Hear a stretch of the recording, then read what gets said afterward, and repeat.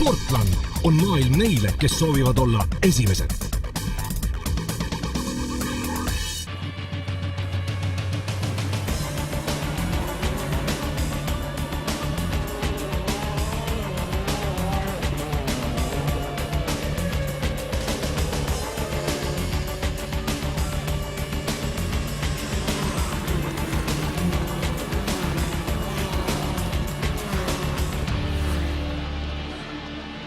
Me oleme Tabasalu kardirajal. HRX Eesti meistrivõistluste esimene etapp kardispordis sõidetakse just siin.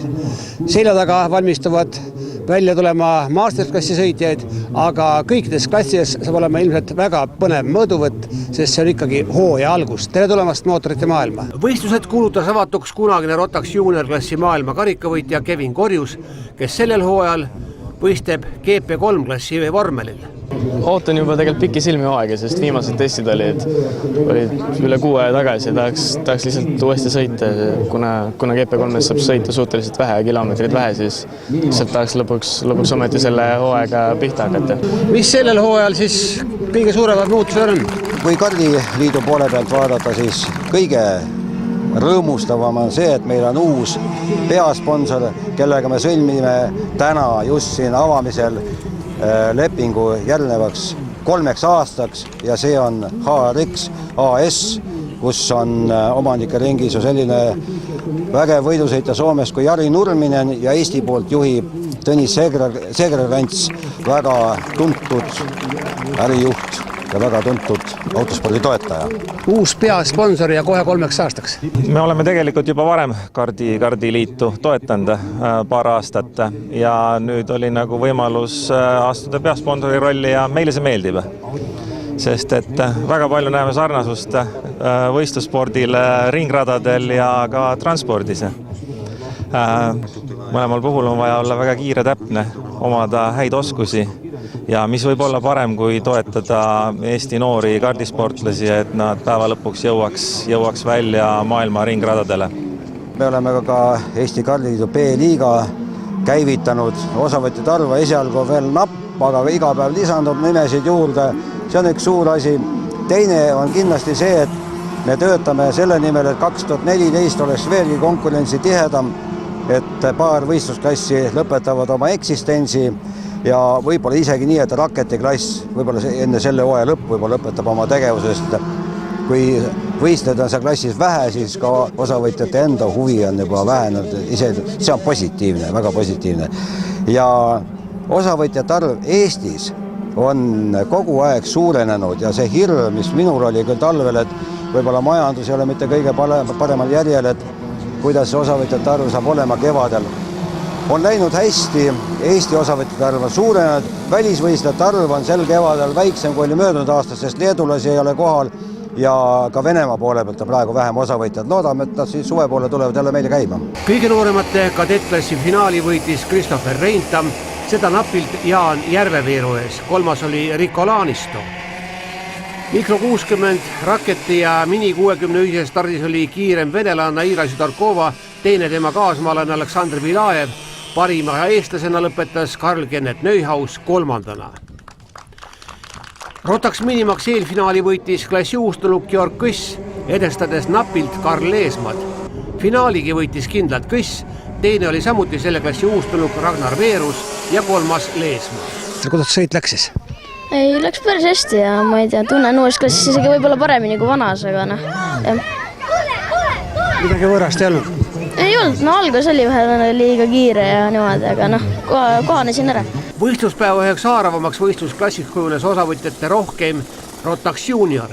Juba eelfinaal andis mõista, et ligi 20 osalega klassis kujunevad välja kindlad võitluspaarid. Eelfinaali võidu näpsas Jüri Vips, seda napilt Ralf Aroni ees.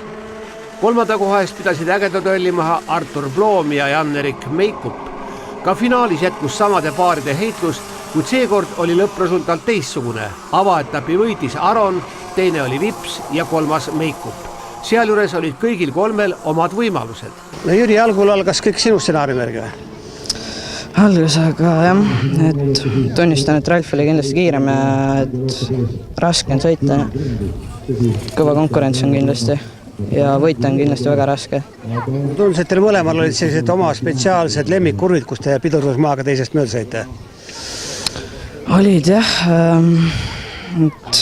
ühes kurvis tulin siin järgi, aga ülejäänud rada oli tahakeirem. Kripeldama jäi ka natukene? Natukene.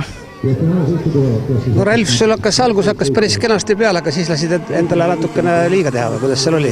Ei, ma ei tea, ma tegelikult ausalt öeldes ei oodanud absoluutselt seda, et Jüri seal kuuris mööda tuleb, et sellepärast oli ka see, et ringi peale häving oli päris suur, et see mööda sõit. Aga muidu lõpuks kulges kõik ilusti ja sain tempo kohe uuesti üles, et oli okei. Siis kui sa üksinda ette jäid ja nemad kolmeks jaksid selle pusima, siis see oli nagu vesi sinu veskile. Jah, et Jan-Erik Meikub kindlasti aitas mind. Nii, aga kuidas see Tabasalu rada üldiselt klapib? Ei, enam-vähem meeldib, kuigi nagu kurvid on enam-vähem ühesugused kõik, aga muidu on okei rada. Siis hooajal tahad ära teha?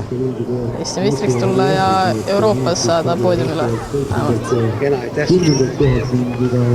Jan-Erik, kiirem ring jäi sulle prefinaalis ja nüüd andsid ka vihase lahingu, millest siis puudu jäi? No stardis läks natuke halvasti, et siis tuli väike vahe sisse, aga lõpus õnneks jõudsin järgi, nad hakkasid puskama ja siis läks hästi. Kas ühel hetkel olid sa korra isegi teisel positsioonil? No jah, pidurdusega läks vähe pikaks, et siis uuesti 4. Aga muidu ei ole hullu, saad poistel vastu küll? Jah.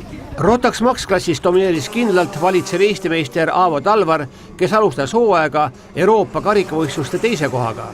Mõtesta see nüüd lahteri, kuidas see tuli? Väga raskelt tuli, et hakkas läbi kivide ja kändude ja siis pidin tagant tulema ja siis kuidagi sain siin ette ja siis võitsin natuke kõrgemale ja siis tuligi teine. Apteekri täpsusega parimad ringiaegu lihvinud Talvar võitis finaali Kairo kivi ees. 3. oli Remo Rahula, kes küll avarii põhjustamise eest sai kohtunikelt hoiatuse, kuid suutis siiski oma 3. kohta kaitsta. Sealudes algas sõit hoopis Kairo kivi juhtimisel. Kairo, kas stardivõit oli sulle endale ka üllatus? Mingil määral oli, aga et nagu eelfinaali start läks hästi, siis lootsin ka selles sõidus head starti, et mõnes mõttes oli, mõnes mõttes mitte. Tõmbasid algul natuke liiga sisse, võid soo maha või? Seda ka jah, et seal ei pidanud nagu Aavogi enne ütles, et oli libe. Ringe lihvisid nagu apteeker sajandikuga võis vaheselt võtta, et kuidas ise tundsid? Jah, et ringiajad olid küll stabiilsed, aga rada oli ikka nii palju tolmu ja liiva täis, et pidamist eriti ei olnud, et ajasõidu aeg jäi ikka väga kaugele. Aga muidu võidusõit ise? Võidusõit oli jah, et algul tehnika hakanud kohe tööle, ei saanud eriti kiirust üles, et väike takerdamine oli. Sõit oli raske, et ei leidnud nagu kõige paremat seadet täna ja nii läks. Sulle näidati vahepeal seal, ma vaatan karmilt musta ja valget lippu, kuidas sa ise seal rajal tundsid, millega sa hakkama said?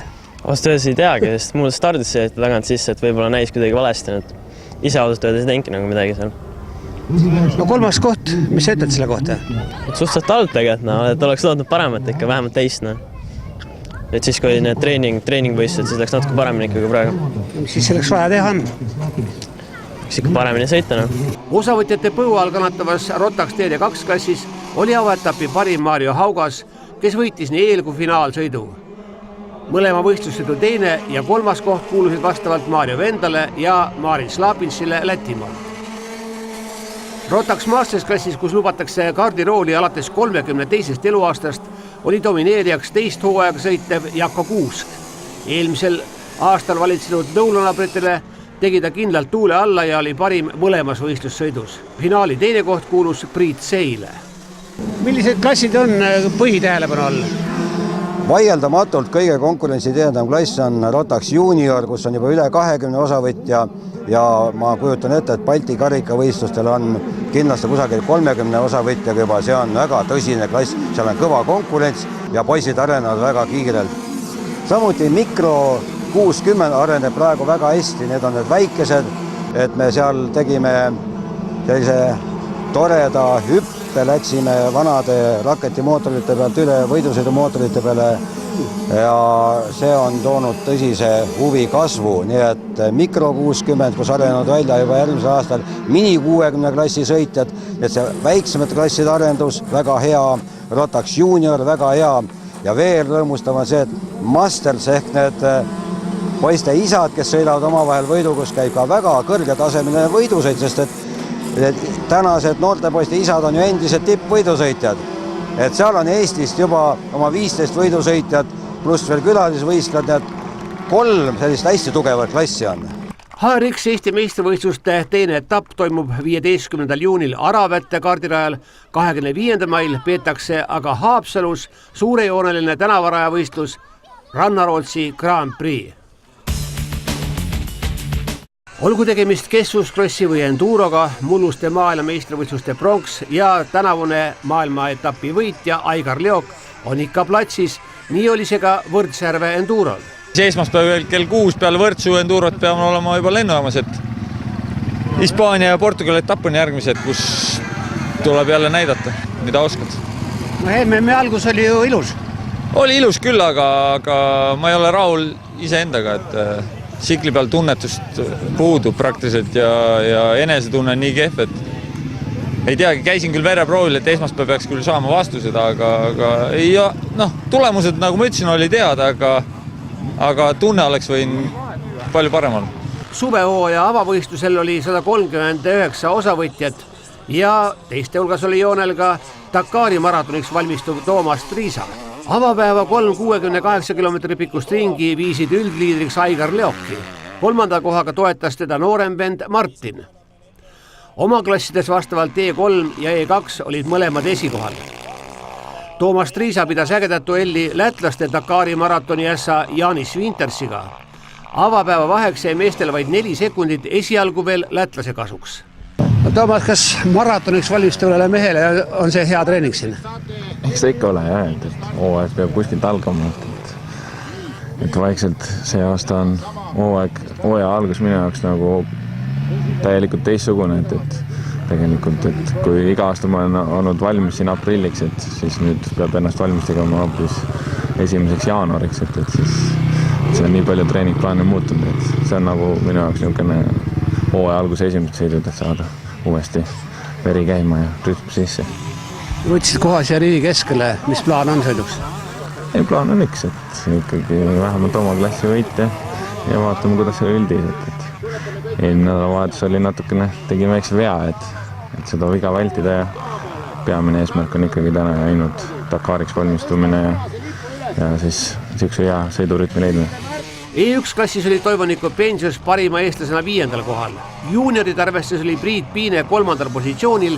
Teisel päeval pidi aga võistluste absoluutliider Aigar Leok kahjuks tehniliste probleemide tõttu katkestama. Mis nende 2 sikli vahe nüüd on see, millega sa praegu siin sõidad ja näiteks MM-etappe sõidad? Samasugused, et seal ei ole, et mõlemad on endurokad ja et see oli mul nõue, kui ma kirjutasin alla lepingu, et mul pean samasuguse sikli saama Eesti, et nii ei ole võimalik, et sõidad ühesugusega ja siis lähed teisesuguse peale, et enduros on, sul ei ole mingeid treeninguid asju, et sa pead kohe hakkama võidu sõitma ja muidu ei ole võimalik. Vanema venna ebanne korvas Martin Leok, võttes nii absoluut kui klassivõidu. Kaksikud Eestile kindlustas Toomas Triisa. E3 klassi esikoha noppis lõpuks Urmas Põldma, teine oli Tõnu Kallast ja 3. võistluse korraldaja Riho Kollist. Juuniorides suutis Priit Piine 2 soomlasest mööduda ja nii jäi ka selles klassis esikoht koju. Juba järgmisel nädalavahetusel seegeldakse Pärnumaa metsades, kavas on Paikuse enduro, korraldajaks Toivonikku Pensius. Tänaseks kõik, aitäh vaatamast, mootorite maailmas kohtume taas järgmisel pühapäeval. Seniks kõike head! Sportland on maailm neile, kes soovivad olla esimesed.